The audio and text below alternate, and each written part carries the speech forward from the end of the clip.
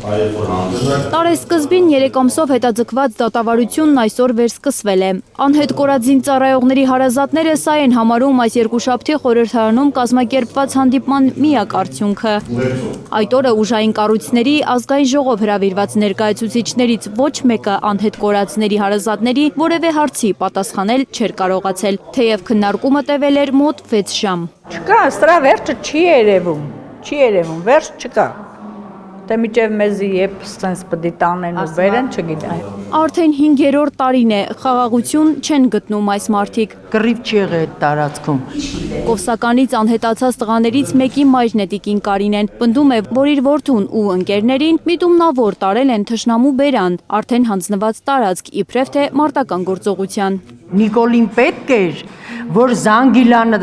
մեր երեխեքին զոհը տային, իբր թուրքը կռվով գրավեց։ Այս մարդկանց հարցերին պատասխան չի գտնվում ոչ դատարանում, ոչ էլ դրանից դուրս։ Բարև ձեզ։ Շաբաթասկզբին ազգային ժողովում տեղի ունեցած երկրորդ փակ քննարկումը նրանց պնդմամբ առաջինի կրկնությունն է եղել։ Իրենց էլի հորդորել են սպասել։ Փնտի աշխատանք է, ինչ։ Բոլոր տեղերում փնտի աշխատանք, ուրիշ ոչ մի բան։ Սա այն դեպքում, երբ Պաշտպանության հարցերի մշտական հանձնաժողովի նախագահ Անդրանիկ Քոչարյանը առաջին հանդիպումից հետո խոստացել էր երկրորդին արդեն որոշակի արդյունքներ ցույց տալ անմխիթար ծնողներին։ 5-րդ տարին է գործ են անում։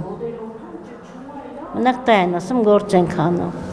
Անդրանիկ Քոչարյանի հետ լեզու գտնել չի ստացվում։ Նա ավելի վաղ այս մարդկանց ասել էր, թե դեպքեր են լինում, որ ծնողները հրաժարվում են հուղարկավորել նույնականացված մասունքները։ Անհետ կորած զինծառայողների հարազատներն այդ օրը մեծ աղմուկ էին բարձրացրել, պահանջելով իրենց որդիներին փնտրել ողջերի մեջ։ Դետալներով ամեն ինչ ճշտել են։ Իմ տղան ողջ եմ, տղան գալու է։ 44 օրյա պատերազմից 5 տարի անց պաշտոնական թվերով 191 անհետ կորած զինծառայող կա, 82 չհուղարկավորված մասունք։